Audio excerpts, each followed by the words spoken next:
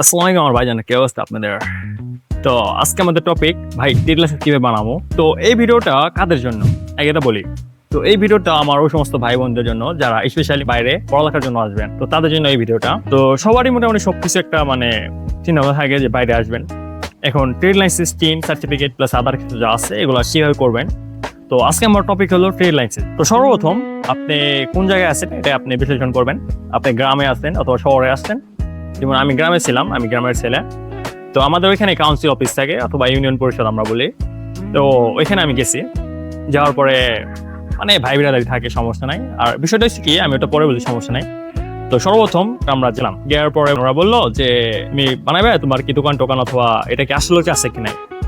তো যদি আপনি সম্পর্ক ভালো থাকে তাহলে সম্পর্ক ভালো হলে বিস্তারিত সুন্দর করে খুলে বললেন যে ভাই মনে আমার তো এগুলো নাই, বাট আমার স্পন্সর ফর এক্সাম্পল আমার মা অথবা আমার বাবার নামে এটা দেখাই দেবো, এর জন্য ভাই আমার একটা ট্রেড লাইসেন্স দরকার।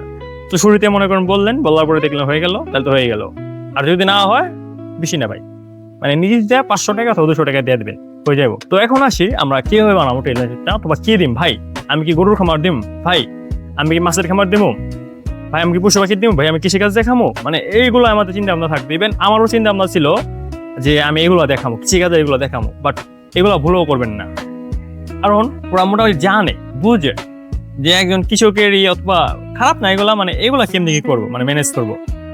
তো এর জন্য সব থেকে বেস্ট যে আইডিয়াটা আমি মনে করি, আমাদের বাংলাদেশ পোশাক শিল্পে অনেক উন্নত। তো আপনি পোশাক শিল্পের দেন, এটা হলো সব থেকে বেস্ট ভাই, বেস্ট। তো আপনি একটা ফর এক্সাম্পল একটা উদাহরণ হিসেবে আমি দেখাই। তো এখানে দেখবেন আমার ছোট ভাই রিসেন্টলি আমার এখানে আসছে। তো সে কি করছে, সে বস্ত্র শিল্পের একটা নাম দিছে। যেমন দেখেন, তো আপনি দেখতে পাচ্ছেন এটা তার নাম। তো নাম দিছে এটা, এই শিল্পের নাম, বস্ত্রের নাম। তারপর এটা কি করে, পোশাক শিল্পের নিয়ে কাজ করে, রিলেটেড নিয়ে কাজ করে, এগুলো আর কি। তো তারপরে বেশ ওগুলা যেটা আছে দেখতে পাচ্ছেন আপনারা, সব মিলাই তার কত লাগছে, হয়তো 530 টাকা এমন আর কি, সব মিলাই। আর সে কি করছে, যে ভাই ছিল বা যে ছিল তাকে মোটামুটি একটা টাকা দিচ্ছে, যা হয় আর কি। তো তার 800 টাকা কমপ্লিট হয়ে গেছে ট্রেড লাইসেন্স বিষয়টা। তো ভাই এটা খুবই সিম্পল, খুবই সিম্পল, আহামরি কিছু না। জাস্ট আপনি যেইখানে আছেন, আপনি যে পৌরসভা থাকেন, পৌরসভা ওইখানে যাবেন।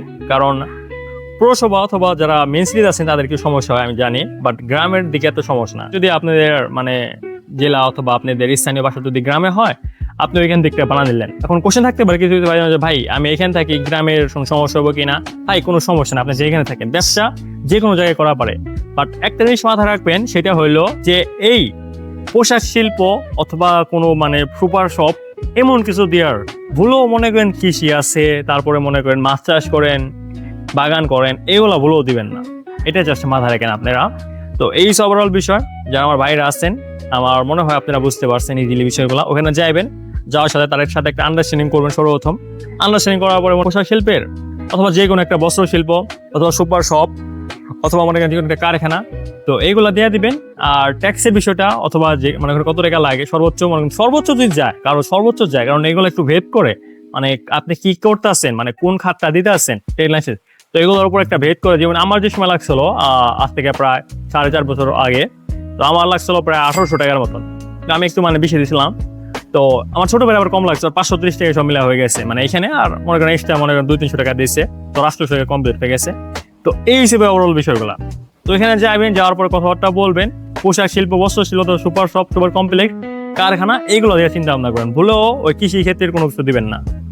তো এই ওভারঅল বিষয়গুলো আমার মনে করি। আর কোনো বিষয় আপনার কত কোশ্চেন থাকবে না। যদি এর বাদও যদি আপনাদের কারো কোনো কোশ্চেন থাকে, তো অবশ্যই ইনশাল্লাহ আমাকে নক দিবেন। তো আমি আমার প্রাণপণে চেষ্টা করব।